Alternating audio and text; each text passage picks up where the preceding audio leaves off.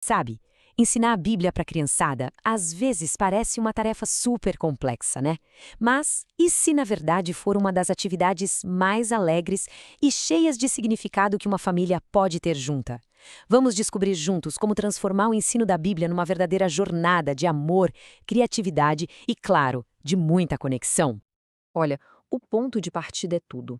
E a filosofia central é essa aqui. Ensinar a Bíblia não é só passar informação. É, na verdade, semear amor. A meta não é encher a cabecinha da criança com um monte de fatos, sabe? É plantar sementinhas no coração. O foco é total no relacionamento e não só em passar conhecimento. Então, o que a gente vai ver hoje? Bom, tá aqui o nosso roteiro. A gente começa com os princípios, aqueles bem fundamentais, depois a gente põe a mão na massa com os métodos bem criativos e no final a gente vai ver como construir aquele legado de fé que, poxa, dura para a vida toda. Vamos lá, então. Primeira sessão, semeando as sementes da fé. Olha, antes de pensar em qualquer técnica, qualquer atividade, a gente precisa firmar a base. E essa base é o amor. Existem os princípios que são, assim, essenciais e que sustentam todo o resto. Então, qual é a base de tudo? É o amor, sem dúvida. As crianças, elas primeiro precisam sentir o amor de Deus, para depois conseguir entender quem Ele é. E, a partir daí, tudo flui. O aprendizado fica na memória quando é divertido, sabe? Quando a gente usa uma linguagem que elas entendem de verdade. E, talvez o mais importante de tudo, é quando o nosso próprio exemplo faz as palavras virarem realidade. Porque, no fim das contas, é isso. A melhor aula que existe é um coração que está, sabe, transbordando do amor de Deus. O nosso entusiasmo, o amor que a gente demonstra no dia a dia, essa é, de longe, a lição mais poderosa que a gente pode dar. Ok, vamos para a segunda sessão, entendendo a mente em crescimento. Porque, gente, não é só o que a gente ensina que importa, mas como a gente ensina. Pensa bem, uma criança de 3 anos aprende de um jeito totalmente diferente de uma de 10. Então, adaptar a mensagem para cada fase, isso é a chave para a coisa toda funcionar. Essa jornada espiritual da criança tem fases, né? Começa com aquelas ideias bem simples, tipo Deus é amor, Jesus é um amigo.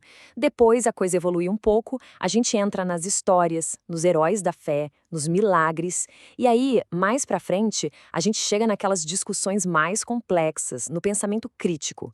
O mais importante de tudo é respeitar cada uma dessas fases, construindo a fé tijolinho por tijolinho.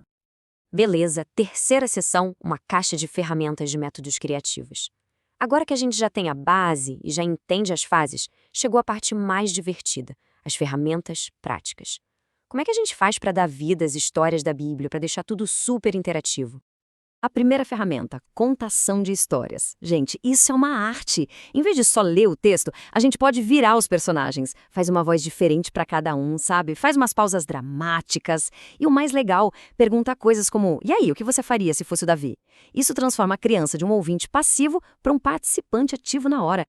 Outra ferramenta incrível, música. A música é poderosa demais, né? Ela consegue fixar a mensagem no coração e na memória de um jeito que, nossa, é único.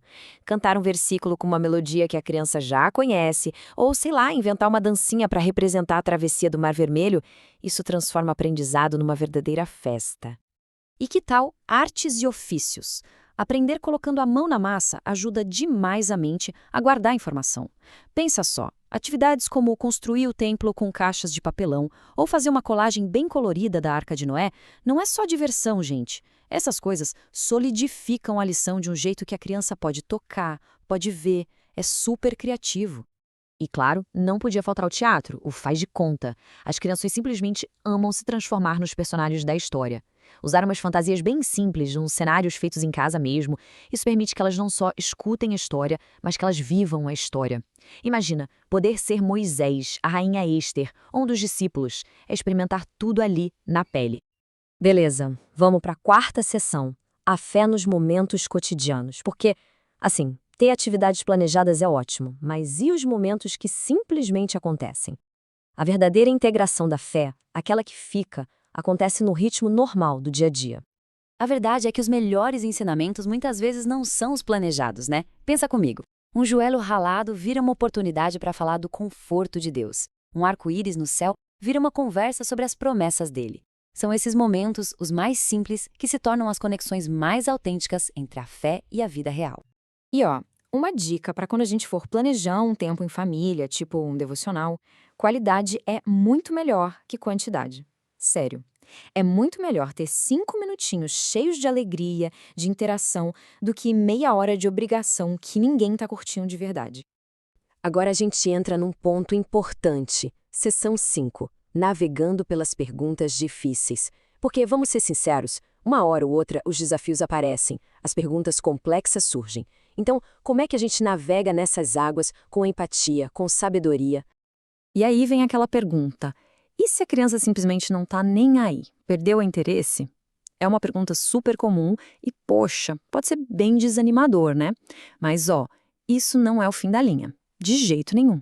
É, na verdade, um convite para a gente ser ainda mais criativo. A chave aqui é uma palavra: adaptação. A criança ama música, então vamos usar mais canções.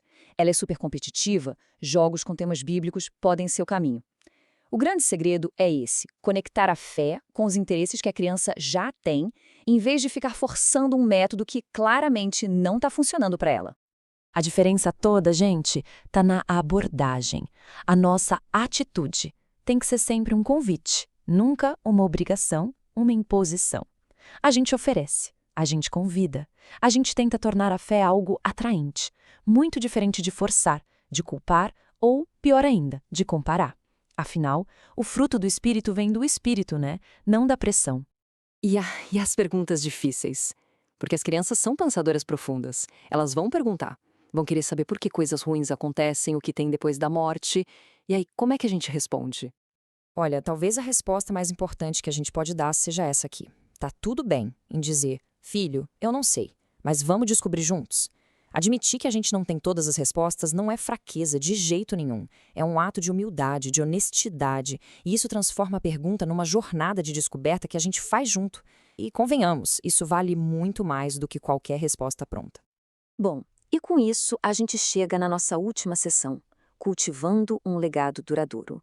Chegamos à visão de longo prazo. Afinal, o que a gente está construindo com tudo isso? É muito importante a gente ter isso em mente. Ensinar a Bíblia não é um projeto que tem data para acabar, sabe?